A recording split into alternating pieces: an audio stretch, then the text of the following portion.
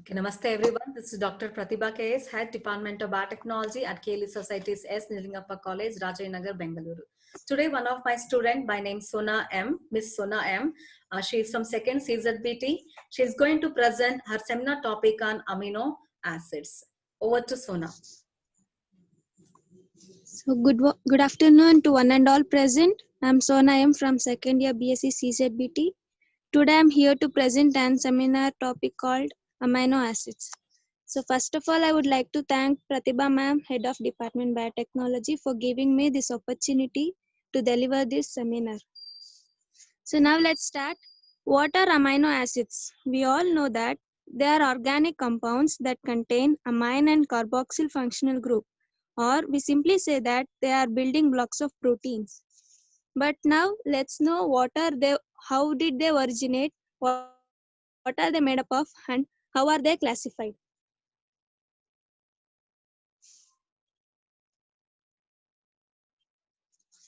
So now the introduction. We can say that they are small molecules made up of carbon, hydrogen, nitrogen, and oxygen. In some cases, sulfur also. They are considered to be the first molecule formed in Earth's atmosphere. They serve as monomers of proteins or polypeptide chain. So before going to discovery, we shall know about the history. All of us know about Stanley Miller and Urey's experiment. It was about chemical origin of life under suitable conditions. But later on in northern Mexico, on September 28, 1969, there was a sudden sunlight at 1 a.m. A big meteoroid hit the Earth's atmosphere. As it plunged to the Earth's atmosphere, it broke up into several thousands of fragments. When the scientists observed a small fragment of meteoroid, they observed presence of 12% water and little amount of chemical called amino acids. Before this discovery, all scientists believed that amino acid was first made by chemical reaction on surface of Earth. But now they believe the building blocks of life originated from the space. From the day of formation of Earth, millions of meteoroids and asteroids bombarded the Earth by forming life on Earth. Now the discovery. In 1806, French chemist Louis Nicolas Vauquelin and Pierre Jean Robert-Quit isolated a compound in asparagus and named as asparagine, the first amino acid. Later on, cysteine was discovered from the urinary stones, the glycine from the gelatin, leucine from the muscle and wool. And now the 21st and 22nd amino acid are also found. The 21st is the selenocysteine and the 22nd is the pyrrolysine. They are rare and they serve as the stop signal. Now let's move on to the structure. Amino acids are referred to as the substituted methane. Each amino acid has free carboxyl group, a free amino group. Based on nature of R group, a variety of amino acids are classified. R group can have hydrogen, aliphatic, aromatic, heterocyclic groups. All components are attached to central atom carbon called alpha carbon. Amino group imparts basic character to the amino acid. On the other hand, carboxylic group gives acidic character, thus called as amino acids. There are approximately 200 different amino acids known, but about 20 participate and stabilize proteins. So this is the diagrammatic representation of structure of amino acids. Now the classification. Amino acids are broadly classified into 4 groups based on structure, based on side chain characters, based on nutritional requirements, and based on metabolic fate. So first we'll move on to the classification based on structure. They are classified into 4 categories. First one is aliphatic amino acid, aromatic amino acid, heterocyclic amino acid, and amino acid. And the last one, it is derived amino acid. So again, these aliphatic amino acids are again divided into three subgroups, that is monoamino monocarboxylic, monoamino dicarboxylic, di or polyamino monocarboxylic. So first we'll move on to aliphatic amino acid, that is subclass name is monoamino monocarboxylic. Here monoamino monocarboxylic structure means they'll have neutral structure. One positive and one negative becomes neutral. So under that we'll have simple amino acid. The example is the glycine and the alanine. And branched chain amino acid has valine, leucine and isoleucine. And OH group containing amino acids are serine and threonine. Sulfur containing, that is cysteine and methionine. Amide group containing, it is glutamine and asparagine. So these are monoamino and monocarboxylic acid. Now let's move on to the second subclass, monoamino dicarboxylic acid. It means here it has two carboxylic groups and one amino group. So it has acidic character. So example is the aspartic acid and glutamic acid. And the third subclass is dibasic and monocarboxylic acid. Here we'll have two basic group, that is two amino groups and one carboxylic group. So it acts as basic. So example is arginine and lysine. Now the second class is aromatic amino acid. Now what all we read, it was aliphatic amino acid. Now we are learning about aromatic amino acid. In these aromatic amino acids, we'll have the example will be the phenylalanine and the tyrosine. The third class is the heterocyclic amino acid. The example is the tryptophan and histidine.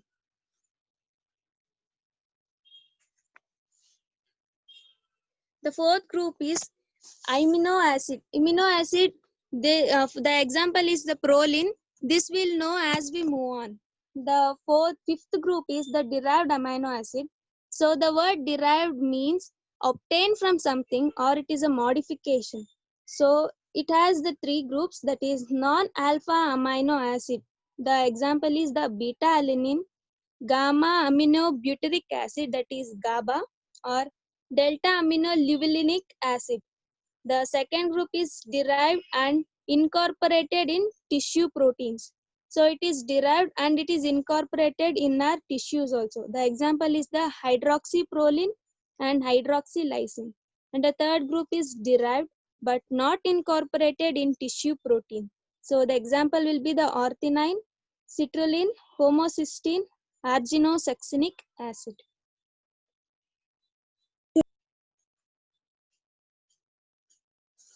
So let's move on to the second classification based on their side chain.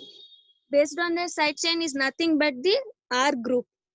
So for this, it has two classes, that is amino acid with non-polar side chain, and the second one is the amino acid with polar uncharged and polar charged side chains.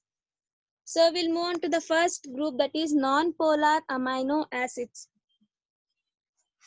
Non-polar, nothing but charge is evenly distributed. In non-polar molecules, the charge is evenly distributed.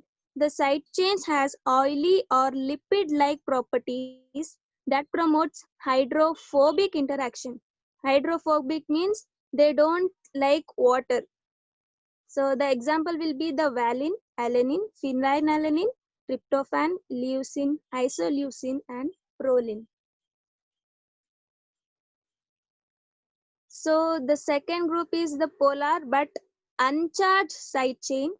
So polar means the charge is unevenly distributed and these molecules result in dipole moment. So we'll learn about this polar but uncharged. So these are the uncharged at neutral pH. The side chain of these molecules like cysteine and tyrosine, they can lose a proton at an alkaline pH. So the serine and threonine and tyrosine each contains polar hydroxyl group that can participate in hydrogen bonding. Asparagine and glutamine contain a carbonyl group and amide group that can participate in hydrogen bonding. The example will be the serine, threonine, asparagine, tyrosine, glutamine, and cysteine. So now we'll move on to the polar with charged side chain. So they are hydrophilic in nature, means they like water. So they are again subdivided into two groups, that is amino acid with positively charged side chain and amino acid with negatively charged side chain. So the amino acid with positively charged side chain means they are the basic amino acid, means they have extra nitrogen group. Example is lysine, arginine, and histidine. Now amino acid with negatively charged side chain means it is acidic amino acid. The side chain have one additional COOH group. The example is the glutamic acid and aspartic acid. So now let's move on to the third classification, that is based on nutritional requirement or availability in the body. So the first one is the essential, second one is the non-essential, and the third one is the semi-essential amino acid. Based on nutritional requirement, amino acids are divided into again the three groups. Let's move on to the first one, that is essential amino acid. So this essential amino acid cannot be synthesized in our bodies, and we must rely on the food sources. The example will be the leucine, isoleucine, lysine, threonine, methionine, phenylalanine, valine, tryptophan, and histidine. Then the second one is the non-essential amino acids. They are synthesized in our body itself, so no need to rely on food sources. The example will be the glutamine, tyrosine, cysteine, glycine, proline, serine, orthionine, alanine, asparagine, aspartate, and arginine. So here histidine and arginine have colored in green because they are again subdivided into the another group, that is the semi-essential group. So the semi-essential means they are synthesized in our body, but the rate of synthesis is lesser than the requirement. So these amino acids are required during particular phase of body growth, repair, and lactation period. Lactation period means during the pregnancy. The example is the histidine and arginine. So let's move on to the fourth classification, that is based on metabolic fate. So first one is, so this again metabolic fate is divided into three groups, that is both glucogenic and ketogenic amino acid, both ketogenic and purely glucogenic and purely ketogenic amino acid. The carbon skeleton of amino acid can be used either for glucose production or for ketone body production. So based on this, there are again three groups. First one we'll learn about the both glucogenic and ketogenic amino acid. This means it is used for the production of both glucose and ketone bodies. The example is isoleucine, tyrosine, phenylalanine, and tryptophan. And the second group is purely ketogenic. It is used only for the production of ketone bodies. The example is leucine and lysine. And the third group is purely glucogenic. That means it is used only for the production of glucose. Example will be the remaining 14 amino acids, leaving leucine, lysine, isoleucine, tyrosine, phenylalanine, and tryptophan. So after this, we'll move on to the next topic, that is naming of amino acids. So the naming of amino acid will be based on these four properties. That is, first one will name according to the unique first letter. For cysteine and histidine, we have kept their first letters of their name. Cysteine C, histidine is H. Then the second property will be the priority for commonly occurring amino acid. Commonly, how many amino acids are formed, we'll name them as the starting letter will be named for them. That is alanine A, glycine G. And the third property will be similar sounding names, that is tryptophan. While we are spelling tryptophan, we'll spell it as W. So the tryptophan will have W. And phenylalanine, while spelling phenyl, we'll spell it as F. So the amino acid name will have F name. So the next one is letter close to initial letter. So the example will be aspartate, that is B, lysine, that is K.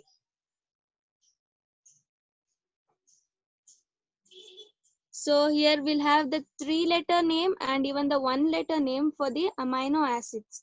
So alanine has A, arginine R, asparagine N, and so on. So let's move on to the next topic, that is the special groups that is present in amino acid. That is the arginine has the guanidine group, the phenylalanine has the benzene group, the tyrosine has the phenol group, tryptophan has indole group, histidine has imidazole group, proline has pyrrolidine groups. So before I had said the imine acid, so the example will be the proline. So this proline has secondary amino group, hence it is called an imino acid. So let's move on to the physical properties. So the first one is the first point is they are colorless crystalline solids. They are soluble in water and insoluble in organic solvents. So glycine is simplest and smallest amino acid. So now we'll move on to the taste. If the amino acid tastes sweet, their example will be the glycine, alanine, and valine. If it tastes bitter, they are arginine and isoleucine. If it is tasteless, it is leucine. So their melting point is 200 degrees Celsius, or it may be sometimes above 200. Amino acids are amphoteric in nature. That means it can react as an acid and a base due to presence of alpha amino and alpha carboxylic group. They sometimes act as acid and sometimes as bases depending upon the pH of the medium. So let's move on to the next topic, that is the isoelectric point. So amino acids can exist as amphiolites or zwitterion in a solution depending upon the pH of the medium. The pH at which amino acid exists as zwitterion with no net charge on them is called as isoelectric pH or isoelectric point Pi. Due to zero net charge, there is no electrophoretic mobility at isoelectric point. Solubility and buffering capacity also minimizes at this point. So in acidic solution, amino acid becomes positive. In basic solution, amino acid becomes negative. So before that, we'll define the zwitterion. In neutral stage, this amino acid exists as a dipolar ion called as the zwitterion or the inner salt. So in the acidic solution, that is the amino acid becomes positive. With low pH in the acidic solution, the amino acid is positive. So later you can see in this picture that in the neutral pH, they are present in the isoelectric point, that is as a zwitterion with positive and both negative charge. And with a high pH in the basic solution, amino acid becomes negative, that is the anion. So this is the example of glycine showing zwitterion form. So now the titration of amino acid.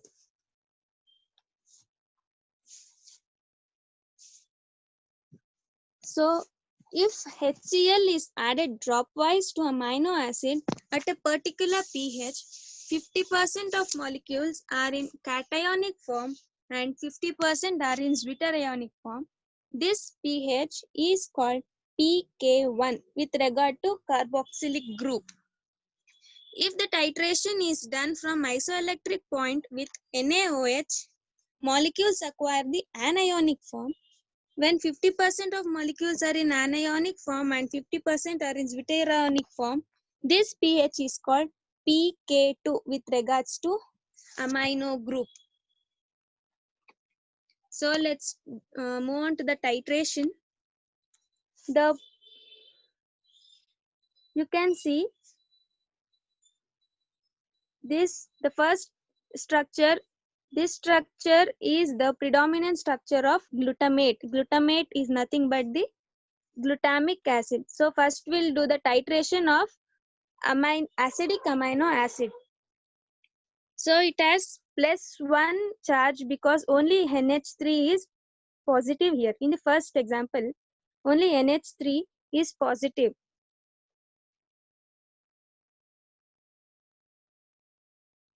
So here in this first structure, the NH3 is only positive. So, but during the course of time, when we increase the NaOH, the carboxylic group of glutamate first give up the proton because this carboxylic group is very much close to NH3. In the second structure, in this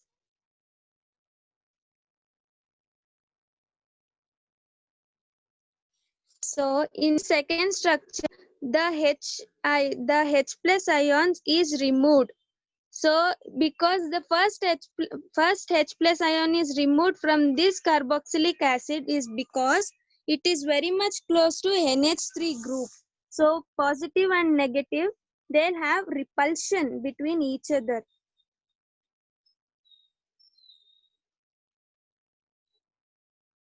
So in the second structure, the H plus from COO is removed because this NH3 and COOH is nearby each other.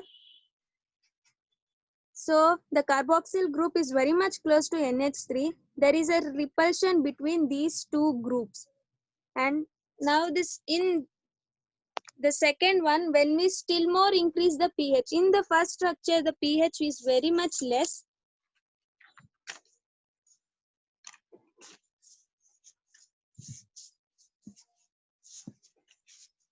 So here in the second structure, the pH in the media is very less. So we'll increase the H plus concentration in the media. It means it will get the positively charged. So now we can see that there is no, in this one, there is one negative and one positive. In this structure, there is one negative and one positive. So that the net charge is 0. We'll have one positive and one negative. Net charge of this glutamic acid here, it is 0. So this point is called as the neutral point. So here the charge is 0. It means the PI, this is the isoelectric point. This pH is called as isoelectric point.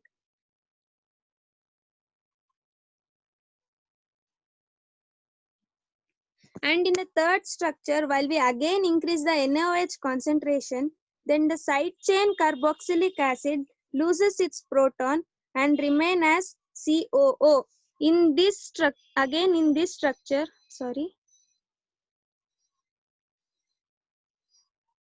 in the third structure, we can see that the carboxylic acid from the side chain group is removed. So then now we can calculate the net charge. There is 2 negative and 1 positive charge.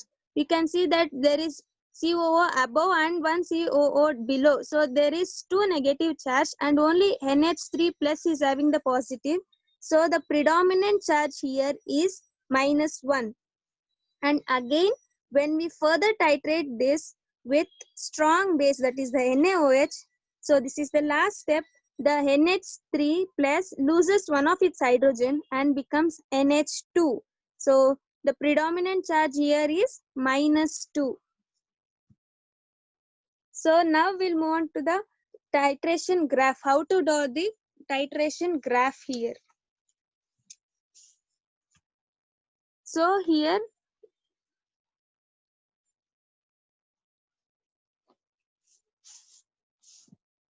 So from 0, from before we'll have 0 when we increase the pH.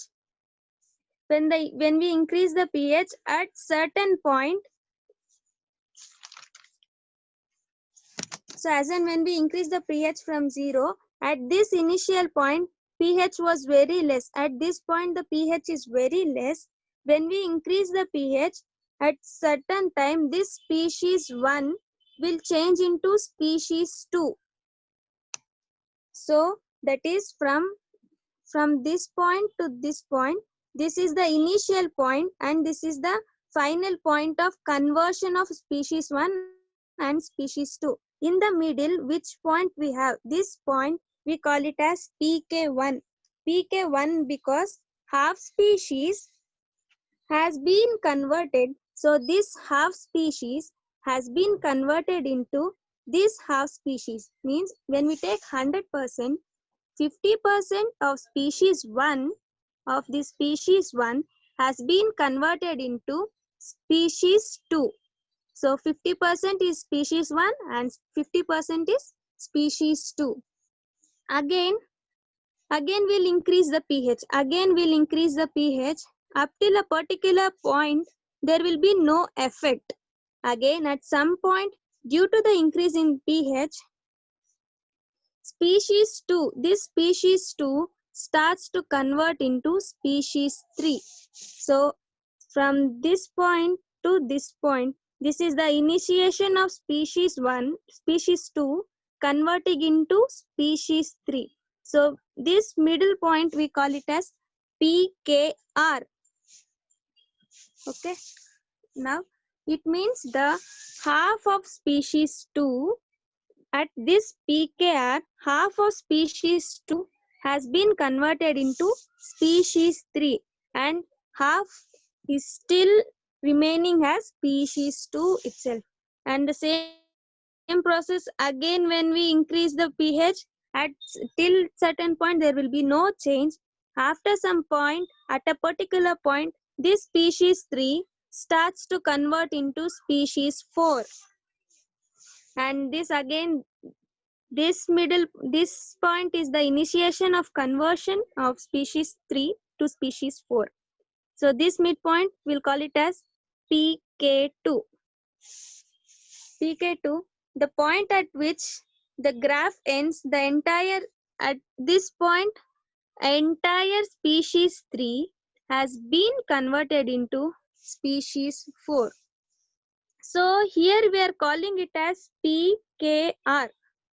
PKR because the side chain here in this time the side chain carboxylic acid is losing H plus ion or it is losing its proton.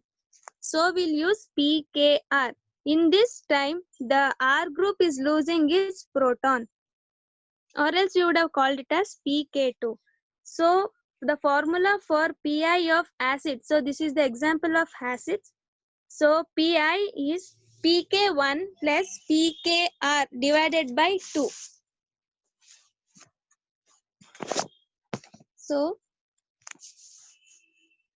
the isoelectric point at which the glutamate has no charge is this. Because here both there is positive and negative, both charges there here.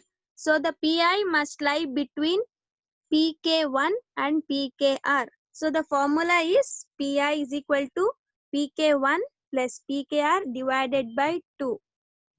So after and before, what are the pH is pK is there. So that we have to take, add it and divide it by 2. So this is the example of acidic amino acid. So even for the basic amino acid, it is same thing. But here, the isoelectric point lies between this one. Isoelectric point is here because there is one positive and one negative. Before and after, what are the charges are there? We have to add this pK2 plus pK3 divided by 2. Here they have considered pK2, so we can write it as pKr or pK2 also, no problem. So this is for pi of base. So this is the example of basic amino acid lysine. For basic amino acid, the formula for finding pi is pi is equal to pkr plus pk2 divided by 2. Here they have taken pk2 and pk3. So there will be pk2 plus pk3 divided by 2. So example for the neutral amino acid is glycine. So even for this same thing, pi is equal to pk1 plus pk2 divided by 2. Because it has only 3 steps, so the first reaction will be pk1 and the second reaction will be pk2. So we'll add it and we'll divide it by 2. So now it is the optical properties.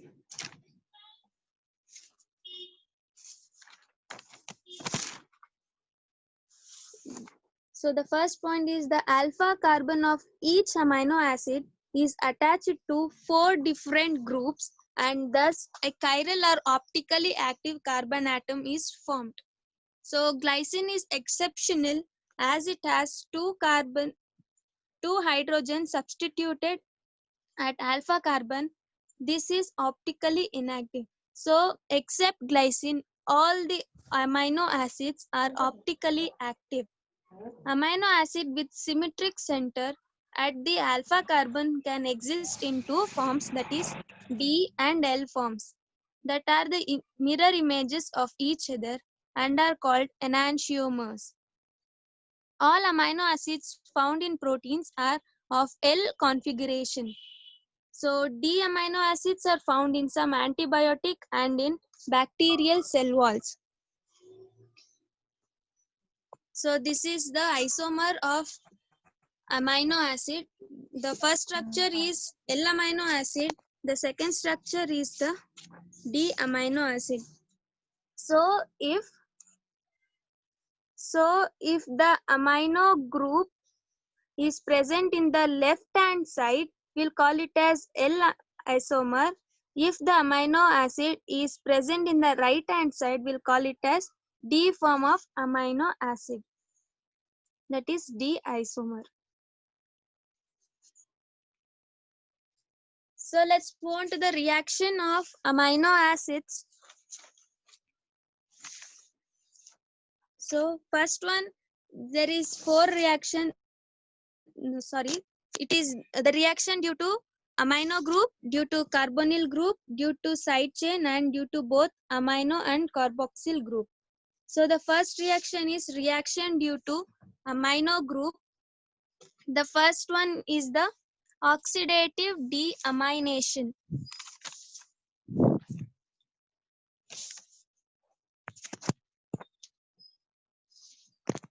So here in the initial step, there is removal of 2 hydrogen atom by Falvin coenzymes. So there is removal of 2 hydrogen from this FAD. FAD means Falvin coenzyme with the formation of unstable alpha amino intermediate. So this is the intermediate form. So this intermediate undergoes decomposition by addition of water and forms the ammonium ion and corresponding keto acid. So this is the keto acid.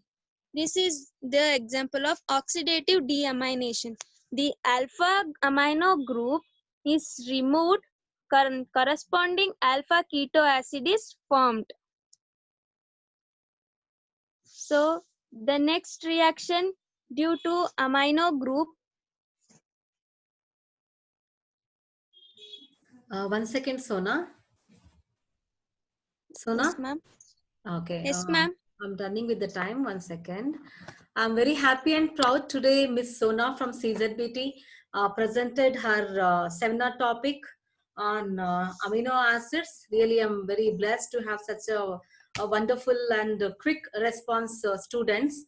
Thank you, Miss Sona, for your valuable time. You got your 5 intel assessment marks. I thank all the 65 students for investing your precious time on Sunday for this special class. I, Dr. Pratibha K, signing off for today.